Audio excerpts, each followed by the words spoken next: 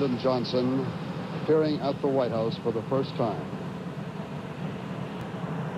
There is Mrs. Johnson and the President stepping down from the helicopter.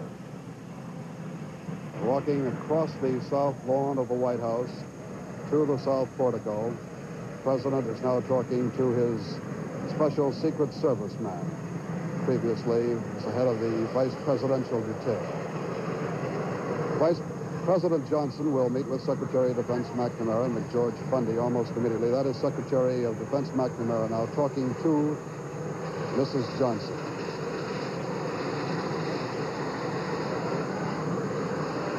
Now they walk under the south portico where they will go into conference at 8 o'clock this evening. About an hour and a half from now, President Johnson will meet with the leadership, Democrats and Republicans of the Congress. It had been reported that Mrs. Kennedy was on Air Force One, the presidential plane that carried President Johnson and the body of former President Kennedy from Dallas to Washington.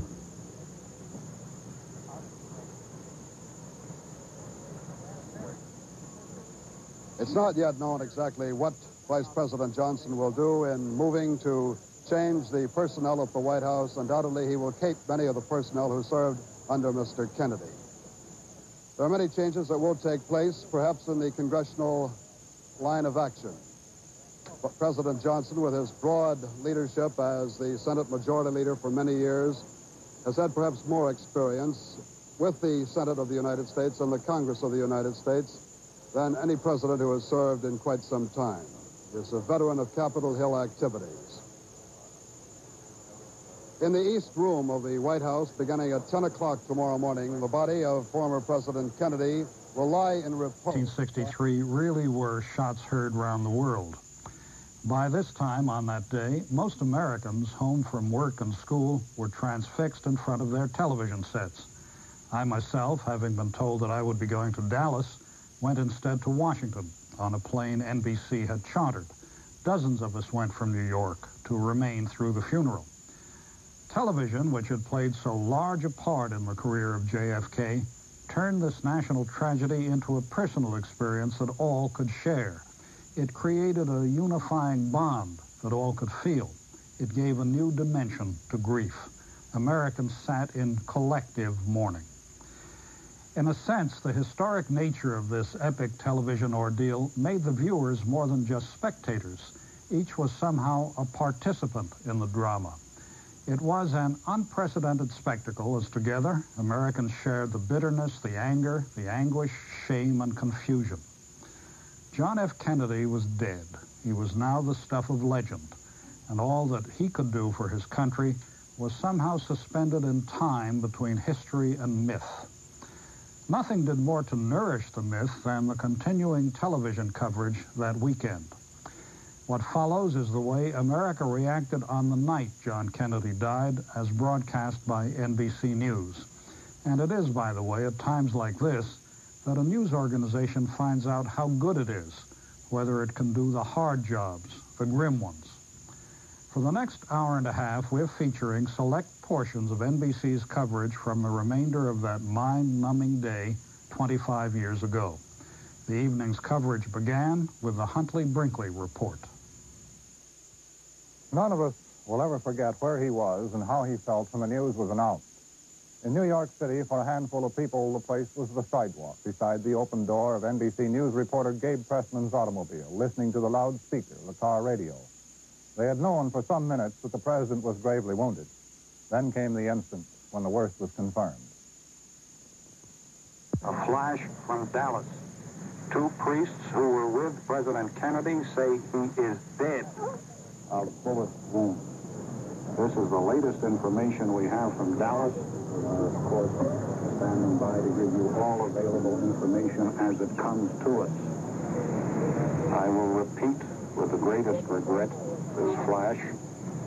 Two priests who were with President Kennedy say he has died of bullet wounds. Find it hard to believe.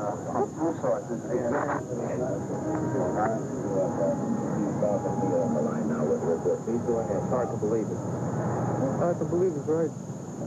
President died. Approximately 25 minutes. Others, there was a stunned silence and a groping to come to terms with a fact that was almost beyond belief. The face and voice of a young girl summed it up. Bleeding and unconscious. The Parkland Memorial Hospital in Dallas. The Parkland Memorial Hospital in Dallas. What's your feeling right now? I really couldn't say. Really, right now I just don't know what to do. I don't even know where to go, what to say. Nothing to say. The assassination took place in Dallas as President Kennedy rode in the cavalcade toward the Trade Mart where he was to have luncheon and make a speech. This is what happened, beginning shortly before the shots were fired. The voice is that of Charles Murphy of station WBAP, Fort Worth. This was a scene near the Stemmons Expressway. This is in front of City Hall in downtown Dallas, a mile east of the shooting scene. Heavy crowds line the downtown street to view the presidential party. As in all of the Texas stops, there were many teenagers attracted there by the First Lady and the President.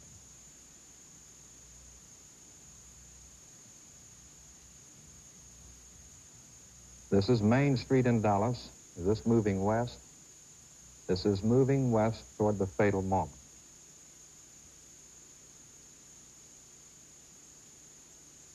The motorcade is traveling at about 20 to 25 miles an hour, slowly westward down Main Street in the heart of Dallas. The time, about 12:20. During the noon hour, heavy crowds of downtown offices lining the route. That looks like the school depository building on the right. I'm not sure. This is the scene of confusion. Something has happened here. The cameraman running toward the scene to the presidential car ahead of him.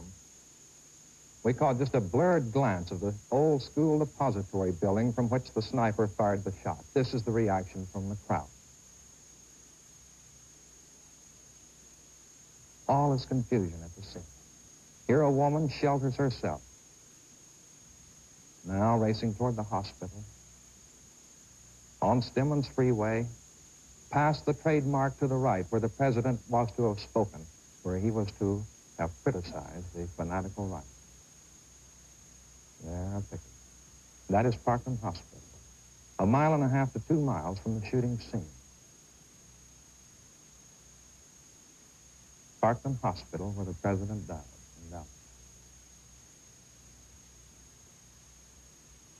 By the time these films were shot, of course, the presidential car was already at the hospital. This is Major General Clifton, the military aide of the president, press secretary going into the hospital.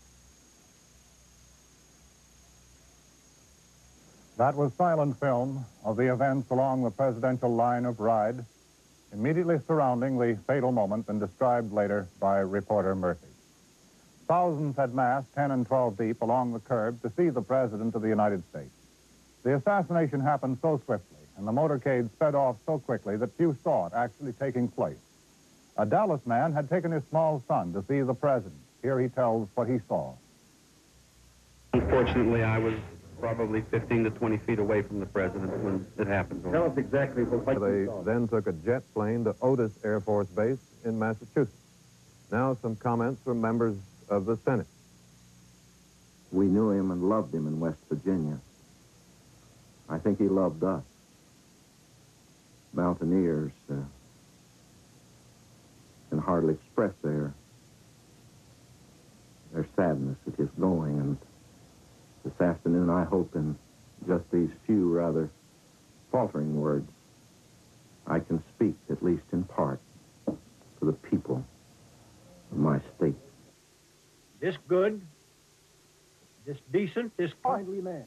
From this time and place, to friend and foe alike, that the torch has been passed to a new generation of Americans born in this century, tempered by war, disciplined by a hard and bitter peace, proud of our ancient heritage, and unwilling to witness or permit the slow undoing of those human rights to which this nation has always been committed and to which we are committed today at home and around the world.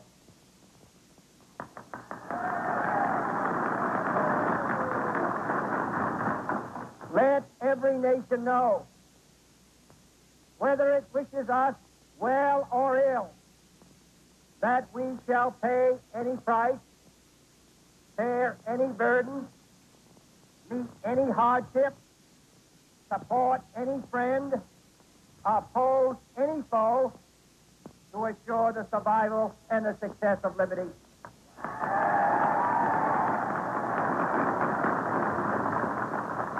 This much we pledge and more. To those old allies whose cultural and spiritual origins we share, we pledge the loyalty of faithful friends. United, there is little we cannot do in a host of cooperative ventures. Divided, there is little we can do, for we dare not meet a powerful challenge at odds and split asunder. To those new states whom we welcome to the ranks of the free, we pledge our word that one form of colonial control shall not have passed away, merely to be replaced by a far more iron tyranny. We shall not always expect to find them supporting our view, but we shall always hope to find them strongly supporting their own freedom, and to remember that in the past, those who foolishly sought power by riding the back of the tiger ended up inside.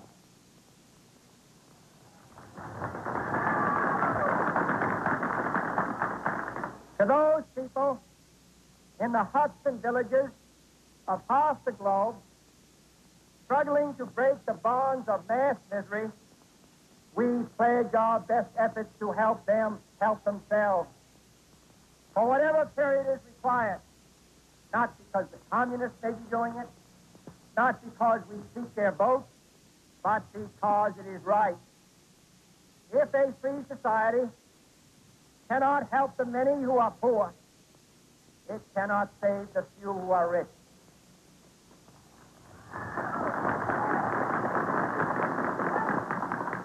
To our sister republics south of our border, we offer a special pledge to convert our good words into good deeds.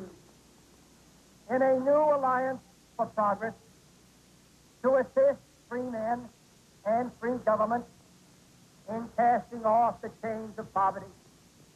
This peaceful revolution of hope cannot become the prey of hostile powers.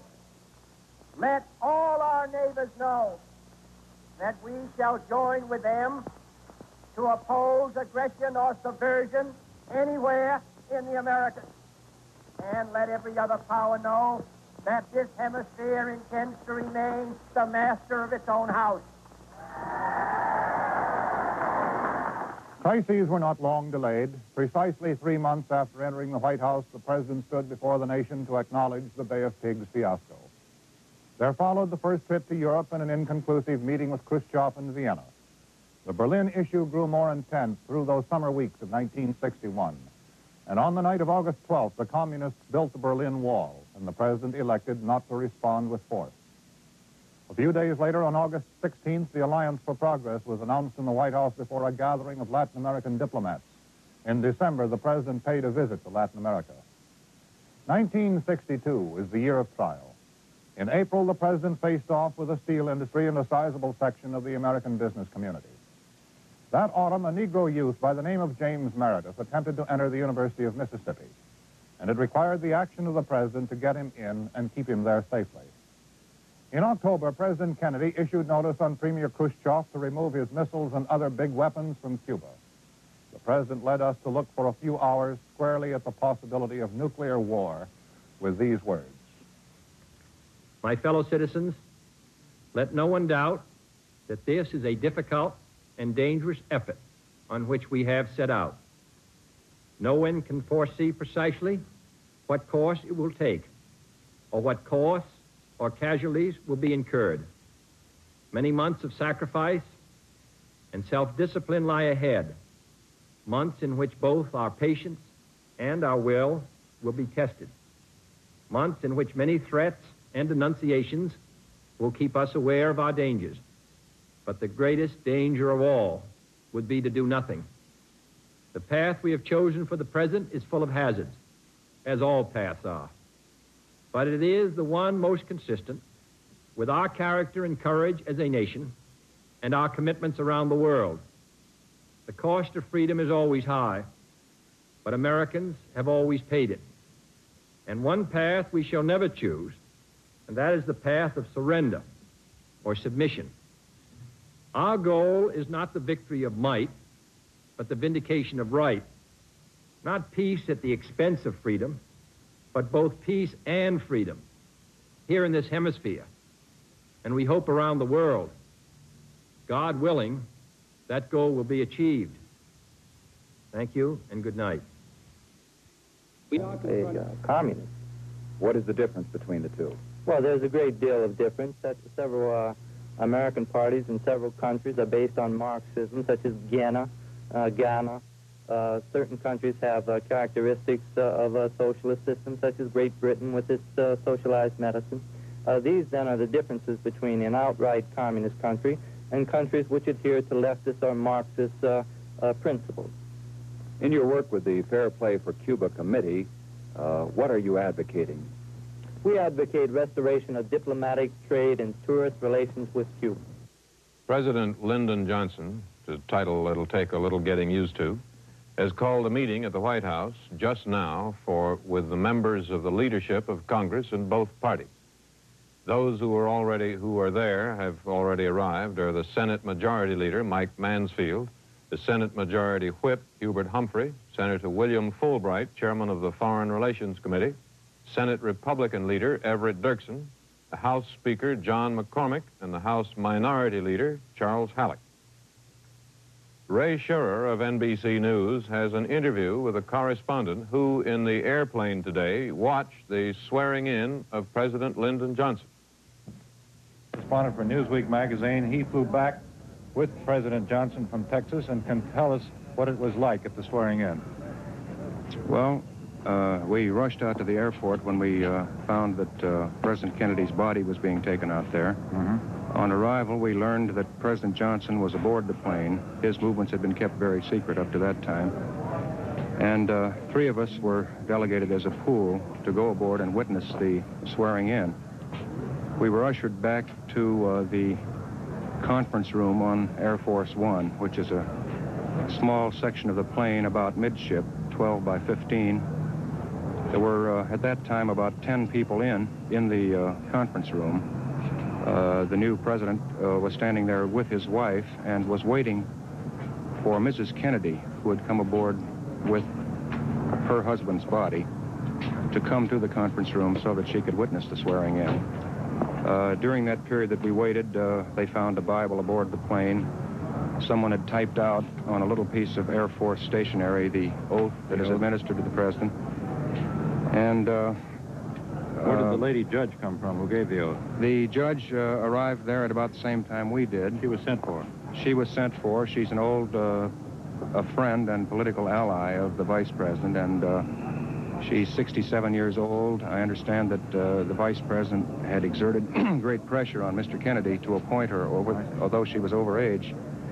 Well, how did it go then? Eventually, Mrs. Kennedy came into the room, and although she was, her legs were still spattered with blood, she was amazingly composed. She was either in shock or has amazing control of herself. And the vice president then asked his wife, Lady Bird, to stand on his right and Mrs. Kennedy to stand on his left. The judge held this small Bible out, and the new president put his hand on the Bible, raised his right hand, and repeated the oath.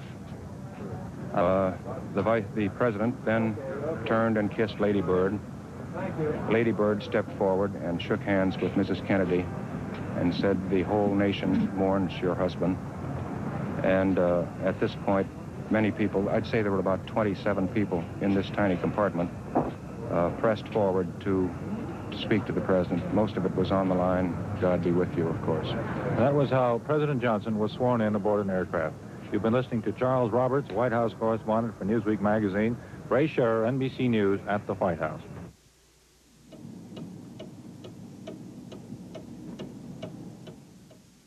We do have this further word from Dallas. The prime suspect being held in connection with the assassination of President Kennedy is Lee H. Oswald. As you are perhaps aware, a Dallas policeman was killed a short time after the president was assassinated in a gun struggle with Oswald, and Oswald has been formally charged with that murder. However, no charges, so far as we know, have yet been lodged against him in connection with the assassination of President Kennedy. We have a report from Dallas bearing on this suspect, Oswald. It says the gunman who slew the President of the United States was a calculating man, that he had to be. For the shots that killed the President and wounded Texas Governor John Connally came from a pre-selected spot with a clear view of the motorcade. And there was evidence that the gunman sat and calmly gnawed fried chicken, waiting for the moment to kill. Police have one suspect, a man with ties to the shooting, but Lee H. Oswald, who is 24 years old, after 2 hours of questioning, more than that by now, is still clinging to his story that he did not do it. The fatal shots came from a floor of the Texas School Book Depository building. It was at a 45-degree angle about 100 yards away. Police know at least that much. They found the rifle partly hidden behind some books. It was a bolt-action model. We still do not know exactly what kind of rifle it was. We've had conflicting reports throughout the afternoon, some saying that it was British, others that it was German, even Japanese. They found some spent cartridges and scraps of the chicken meal. Thousands of persons were in the vicinity. The route of the president had been well publicized, and maps in the newspapers were pinpointed with the route that the president's motorcade would follow. 45 minutes after the president was shot, a Dallas policeman was slain, and this led to the arrest of Oswald, who has now been charged with that murder. Oswald was taken from a small theater, and he put up a fight, firing once from a pistol and cutting patrolman N.M. McDonald in a scuffle. Oswald, who's about 5 feet 9 inches tall and weighs about 160 pounds, answered the description of a young man sighted at the book depository building just before the president was shot. He was arrogant as he was brought in for questioning. When he saw a crowd of newsmen, he raised his handcuffed hands in a clenched fist. It is difficult to say exactly how the nation has reacted to what happened today in Dallas, Texas. It is difficult to say how long it will take for the full realization of what happened to really sink in. But there are these random observations made in the New York area today which may prove of interest. Over at St. Patrick's Cathedral, within the hour, I noticed that every available candle in the church was already lighted. There was not one that you could walk in and light in offering of prayers for the soul of President Kennedy. Across the street from the cathedral, one of the Fifth Avenue department stores had lowered the blinds on every single display window on 50th and 49th Streets and on Fifth Avenue, save one. The corner window at 50th and 5th held an oil portrait of President Kennedy and about 6 dozen red roses. That is all. There is this note on how some school children found out about what happened today. High school children in one New Jersey town were told, bluntly, truthfully, exactly what had happened. Grammar school children in the same town were told only something dreadful has happened. Go straight home immediately after school. They did, and told their mother that something dreadful had happened and asked what it was. The mother turned on the radio, and the family found out together exactly what it was and just how dreadful it is. Trying to assess now the impact on citizens in the city of New York of what happened today. And here is a report from NBC's Gabe Pressman. For the first time since the death of Franklin Delano Roosevelt, the lights of Broadway have been blacked out voluntarily. The theaters are closed. The Great White Way is dark. Normally, tens of thousands of people are here. On a Friday night tonight, the streets, relatively speaking, are deserted. A large cluster of people around our mobile unit, but the stores are closed. The signs are dark, and here in Times Square, the bustling, exciting atmosphere of a normal weekend night is missing. In the faces of the people and talking to them, you hear again and again the words incredible, I still don't believe it. When I heard the news, I cried, I prayed. The atmosphere is most solemn. It is most depressing. We've seen those sailors here tonight with sweethearts on their arm. We've seen no smiles, no laughter. The cop on the beat here is Patrolman Martin Friedel. Patrolman Friedel, have you ever seen Times Square like this? All the time I've been here, I've never seen it like this. I mean, it's really something. You can sense the remorseless on the people's faces. You can see it on them, and you can also sense it. I myself and all the officers I've seen, I've talked to, they all feel the same way. They all have like an open feeling in their stomach, just like I have. It's really something. It's really bad. I mean, even in the station house, there was no kidding around or anything like that today. Everybody was just dead serious. And you yourself? Myself, like I said before, I've got an open feeling in my stomach. It's really tragic. Very few people here compared to a normal Friday night. Oh, this is by no means a normal Friday night. Not by any means, not close to it. All your theaters are shut down, all the movies. The people are around, but Broadway is not Broadway tonight. Not the way it usually is. The body of President Kennedy was transported from Andrews Air Force Base to the hospital in Bethesda by a Navy ambulance.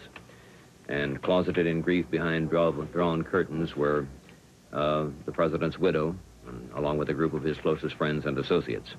The route traveled from Andrews Air Force Base in nearby Maryland to Bethesda Naval Hospital, where the body will be held overnight. Speaker John W. McCormick has announced that the president will be taken to the White House tomorrow and then will lie in state in the Capitol for public mourning all day Sunday. On arrival at Andrews Air Force Base, the bronze-colored casket of the assassinated president was placed on a lift truck at a plane door by 4 of President Kennedy's aides. Flashes of bronze light glittered from the painful intensity from flood flights which were around the scene. Then a final salute, an Air Force honor guard snapped to rigid attention, and 6 sailors moved in to carry the coffin to the ambulance. There was a hush as the casket was brought to the lift truck by Lawrence F. O'Brien, Special Assistant for Legislative Affairs, Kenneth O'Donnell, Mr. Kennedy's appointment secretary, Dave Powers, the White House receptionist, and longtime presidential friend, and Brigadier General Godfrey McHugh, the president's Air Force aide. Mrs. Kennedy appeared strained from the grief. She was escorted by Attorney General Robert Kennedy and her husband's naval aide, Captain Tazewell Shepard. Joining the mourners in the ambulance was Mrs. Evelyn Lincoln, President Kennedy's secretary over the years. Waiting aboard the aircraft itself were President Johnson and the First Lady, Mrs. Lady Bird Johnson. They later took a helicopter and flew to the White House, where the president has just completed a meeting with leaders of the administration and asked them to give him all support. Bill? The latest word we had from Washington, from NBC's Ray Scherer, is that President Johnson is in executive offices across the street from the White House, that he has met with congressional leaders from both parties, and they have pledged their united support to him in this tragedy. Mrs. Kennedy and the children have disappeared from public view. There is no word on where they are at this time. And now we would attempt something that, of course, cannot really be done, not definitively. Nonetheless, we will try to, in words and pictures, bring you a summation, an evaluation of the man who died today. Washington, D.C., January 20th, 1961. Inauguration day of the 35th President of the United States, John Fitzgerald Kennedy, age 43. Only a few generations have been granted the role of defending freedom in its hour of maximum danger. I do not shrink from this responsibility. I welcome it.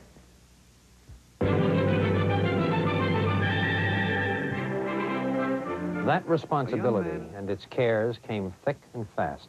But this was a festive day for Mr. Kennedy and his young wife. They had just had their second child, John Jr., and the president was not yet 44 years old. Experience in the House and the Senate were his preparation for the presidency. In a sense, though, his training had begun long, long years before he entered the House at 1600 Pennsylvania Avenue, the youngest man ever elected president, the exponent of the new frontier, partisan of a new, young look at a tangled world. John Fitzgerald Kennedy was the second of 9 children in the family of financier Joseph P. Kennedy. He was a lightweight, but he battled at football. He was schooled at Choate, then went to Princeton and Harvard. Before he'd finished college, he accompanied his father to England, where the elder Kennedy was appointed ambassador to the court of St. James.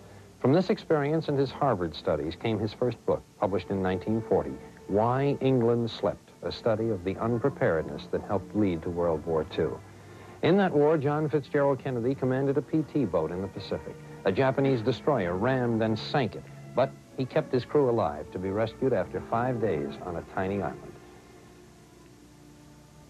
His elder brother, Joseph Kennedy Jr., was not so lucky, killed in action over Germany. Joseph Kennedy Sr. had wanted his eldest son to be president. With his death, the task devolved on John Fitzgerald. The war set the stage for his political career. Mr. Kennedy's first battle in the political arena won him a congressional seat in 1947. From there, he moved on to the Senate, where he was one of the earliest to take the field against Teamster czar James Hoffa. While he was campaigning for the Senate, he met Jacqueline Bouvier, who later became his wife. Their courtship and marriage were delayed because of the press of politics, but as soon as his public work permitted, they were married. The ceremony was performed on September 12, 1953, at St. Mary's Church in Newport, Rhode Island. The ceremony performed by the Most Reverend Richard Cushing, now Richard Cardinal Cushing. Their wedding was considered one of the year's social highlights. Back in the Senate, Mr. Kennedy was faced with another problem. A war-incurred back injury began to give him trouble. He entered Manhattan's Hospital for Special Surgery in October 1954 and underwent a double fusion of spinal discs. After his recovery, Mrs. Kennedy said the day he threw away his crutches was one of the happiest in her life. Mr. Kennedy refused to let illness or his personal life interfere with his career. And in 1960, he went to the convention seeking nomination for the nation's highest office. The convention in Los Angeles was a knockdown, drag-out affair. Critics felt he was too young, that he lacked experience for the high office he sought. But his strategists overcame all opposition, and he was selected to face Richard Nixon in one of the nation's toughest elections. Mr. Kennedy was never one to duck a tough fight. When the campaign started, he came out full strength with a demand that Nixon debate with him on the key issues of the day. His opponent agreed, and they met in political combat in the world's first televised debate between 2 presidential candidates. There are some who say these televised meetings gave Mr. Kennedy the edge. There were no holds barred in the campaign that followed. Cuba and other key issues of the day occupied most of the interest. At no time was there any doubt that the election would be one of the closest in the nation's history. This was borne out on Election Day, when the voters began going to the polls. Mr. Kennedy and members of his family waited out the election at Hyannisport in Massachusetts while the voters decided whether they wanted to continue the policies of President Eisenhower by electing his vice president or change the administration by sending a Democrat to the White House, the nation's first Roman Catholic president. The returns seesawed, first giving the edge to one side and then to the other. When there seemed to be no doubt that Mr. Kennedy had been elected president, he made this brief statement. Every degree of mind and spirit that I possess will be devoted to the long-range interests of the United States and to the cause of freedom around the world. So now my wife and I prepare for a new administration and for a new baby. Thank you. One of President Kennedy's gravest problems in foreign affairs, and the one that brought the closest confrontation with Soviet Premier Khrushchev, was Cuba. Early in September of 1962, the president warned that Premier Castro's military strength had been bolstered by deliveries of Soviet equipment. The warnings were repeated. On October 22nd, the president cut short a Western campaign trip to make an 18-minute television speech of national urgency. He told the nation a series of offensive missile sites were in preparation in Cuba, and that he had ordered a naval and air arms quarantine of the island. It shall be the policy of this nation to regard any nuclear missile launched from Cuba against any nation in the Western Hemisphere as an attack by the Soviet Union on the United States, requiring a full retaliatory response upon the Soviet Union. Within the next 10 days, and under the threat of nuclear war, developments were fast.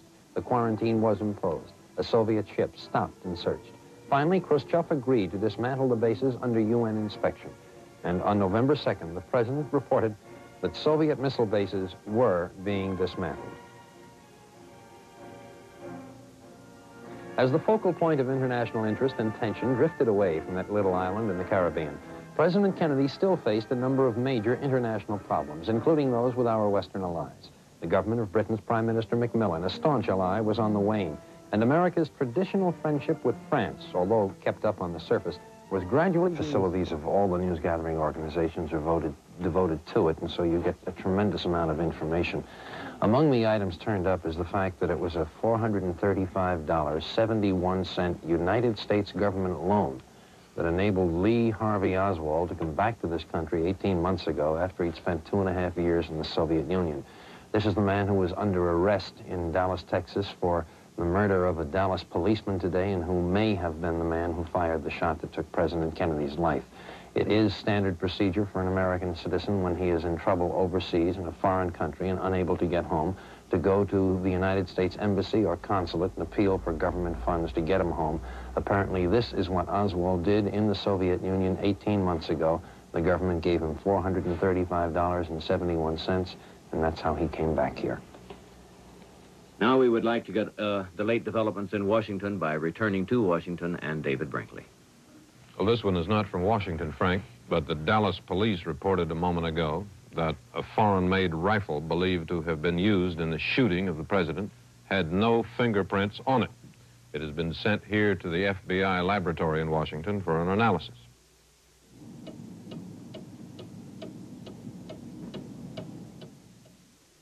We have some late word on the condition of Governor John Connally of Texas, who was wounded by the sniper who assassinated President Kennedy.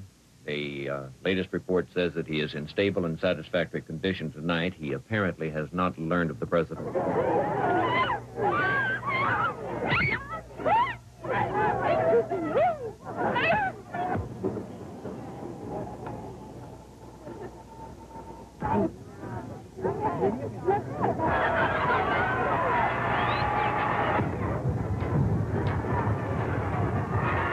Mrs. Kennedy did appear a little later at a Chamber of Commerce breakfast, timing her entry by waiting outside the door until all others were introduced.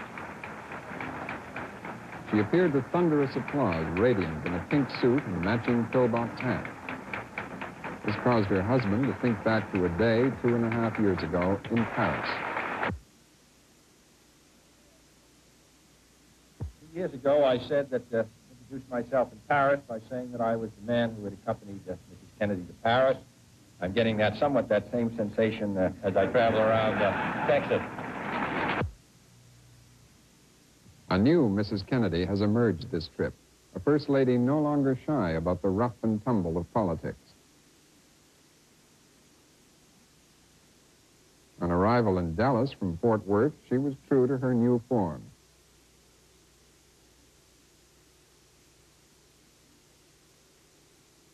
She plunged ahead of the president into the ecstatic crowds, some of them colored. Everywhere the crowds were bigger than expected.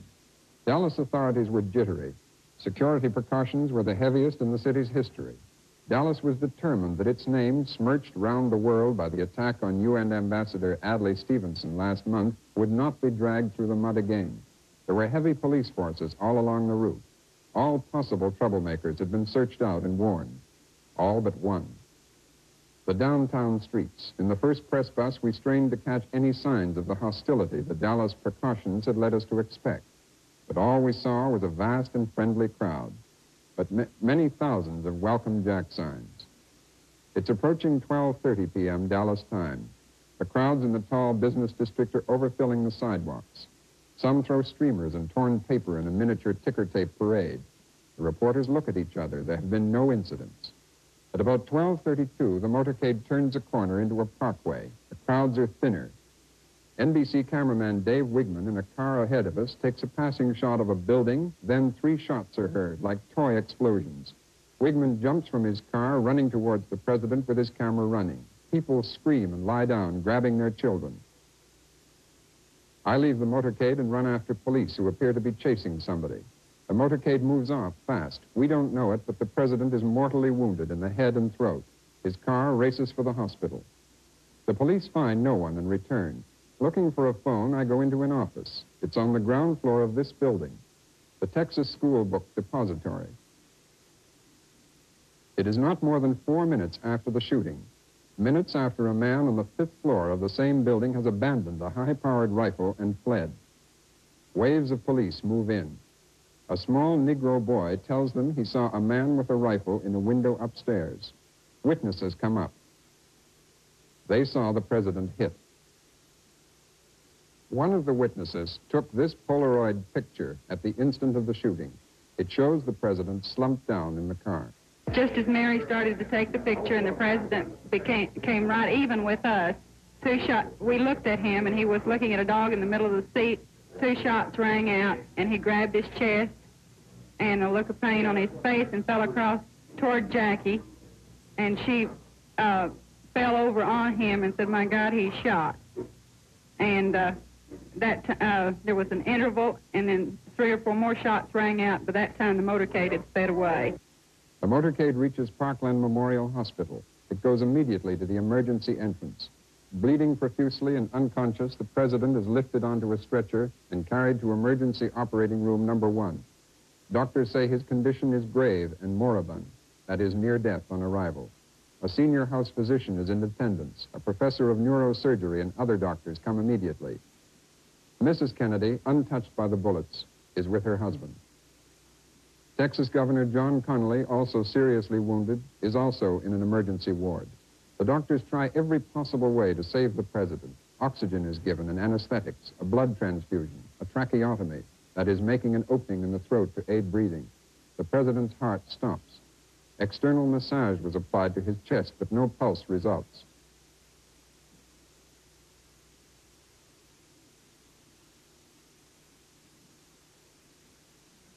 A priest is called to administer the... Signed by Fort Worth Police as 22-year-old Donald House of Ranger, Texas.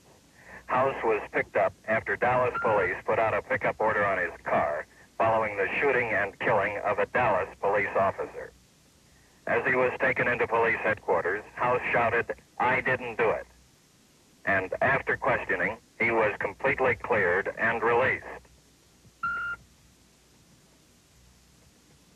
In Dallas, the prime suspect still is being questioned. He is 24-year-old Lee Oswald of Dallas, a former Marine who spent some time in Russia, who at one time had applied for Soviet citizenship. He has been associated with the Fair Play for Cuba Committee. Dallas homicide captain Will Fritz has directed the interrogation of this suspect, who police say has been placed in the building from where the bullets were fired at President Kennedy. Oswald has been charged with the murder of police officer J.D. Tippett, who had gone to apprehend Oswald, but he denies killing President Kennedy, says he is being held because he was in Russia. But Dallas Police Chief J.E. Curry says interrogation of Oswald will continue, that he is a very good suspect in the death of President Kennedy. Tom Pettit, NBC News, at Dallas Police Headquarters. Dallas Police Chief Just Curry has recently reported that his men have found a partial fingerprint on the rifle believed used in the assassination. The weapon will be sent to Washington to ensure proper handling of the print. The city of Dallas, like the country, is still in a state of shock tonight. Texas Governor John Connally is in serious but satisfactory condition in hospital. Everyone, public officials, the police, the newspapers, have been too busy to ask the questions about loopholes in security that inevitably will be asked. As President Eisenhower said today, this is the kind of thing that freedom, compatible with democracy, makes possible. The mayor of Dallas, Earl Cabell, in a statement of the city's remorse, has said that all churches in the city will be open tonight. Dallas feels as any American city would if this had happened not here today, but there. This is Robert McNeil, NBC News, reporting.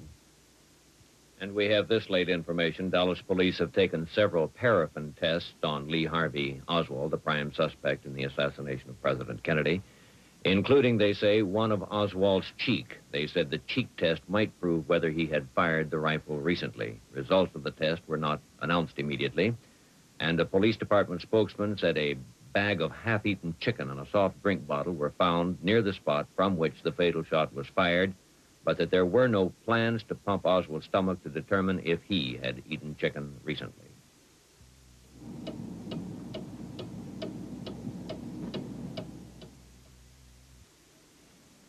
Secretary of State Dean Rusk and other high-ranking American officials were on their way to the Far East when the tragic news was radioed to them in flight. They immediately turned around, made a stop in Honolulu, and took off shortly thereafter for the return flight to Washington. They are expected momentarily at Andrews Air Force Base, so we go to Andrews Air Force Base outside Washington and NBC's Herb Kaplow. Secretary of State Rusk leads the party down the ramp, shakes hands with the Chief of Protocol, Angier Biddle-Duke, and then Undersecretary of Commerce, Franklin Roosevelt, Jr.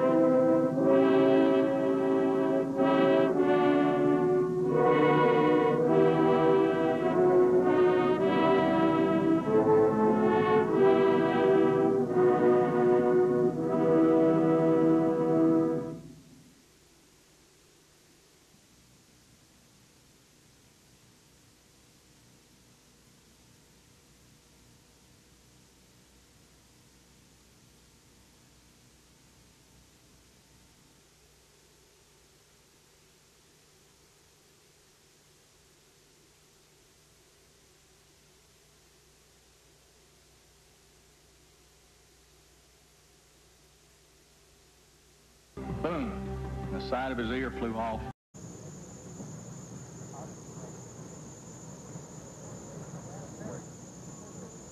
It's not yet known exactly what Vice President Johnson will do in moving to change the personnel at the White House. Undoubtedly, he will keep many of the personnel who served under Mr. Kennedy. There are many changes that will take place, perhaps in the congressional line of action. But President Johnson, with his broad leadership as the Senate Majority Leader for many years, has had perhaps more experience with the Senate of the United States and the Congress of the United States than any president who has served in quite some time. He is a veteran of Capitol Hill activities.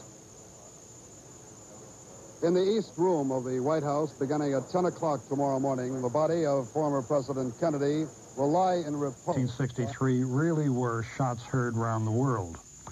By this time on that day, most Americans home from work and school were transfixed in front of their television sets. I myself, having been told that I would be going to Dallas, went instead to Washington on a plane NBC had chartered. Dozens of us went from New York to remain through the funeral. Television, which had played so large a part in the career of JFK, turned this national tragedy into a personal experience that all could share. It created a unifying bond that all could feel. It gave a new dimension to grief. Americans sat in collective mourning. In a sense, the historic nature of this epic television ordeal made the viewers more than just spectators. Each was somehow a participant in the drama. It was an unprecedented spectacle as together Americans shared the bitterness, the anger, the anguish, shame, and confusion. John F. Kennedy was dead. He was now the stuff of legend, and all that he could do for his country was somehow suspended in time between history and myth. Nothing did more to nourish the myth than the continuing television coverage that weekend. What follows is the way America reacted on the night John Kennedy died, as broadcast by NBC News. And it is, by the way, at times like this, that a news organization finds out how good it is, whether it can do the hard jobs, the grim ones. Please go ahead. It's hard to believe it. It's hard to believe it, right? The President died. The President died. Approximately 25 minutes. Others, there was a stunned silence and a groping to come to terms with a fact that was almost beyond belief. The face and voice of a young girl summed it up. Bleeding and unconscious. The Papa and the Memorial Hospital in Dallas. Memorial Hospital in Dallas. What's your feeling right now? I really couldn't say. Really, right now I just don't know what to do. I don't even know where to go, what to say. Nothing for me to say. The assassination took place in Dallas as President Kennedy rode in the cavalcade toward the Trade Mart where he was to have luncheon and make a speech. This is what happened, beginning shortly before the shots were fired. The voice is that of Charles Murphy of station WBAP, Fort Worth. This was a scene near the Stemmons Expressway. This is in front of City Hall in downtown Dallas. Lyndon Johnson appearing at the White House for the first time. There is Mrs. Johnson and the President stepping down from the helicopter. Walking across the south lawn of the White House to the south portico, the President is now talking to his special Secret Service man. Previously, was the head of the Vice Presidential Detail. Vice President Johnson will meet with Secretary of Defense McNamara and McGeorge Fundy almost immediately. That is Secretary of Defense McNamara now talking to Mrs. Johnson.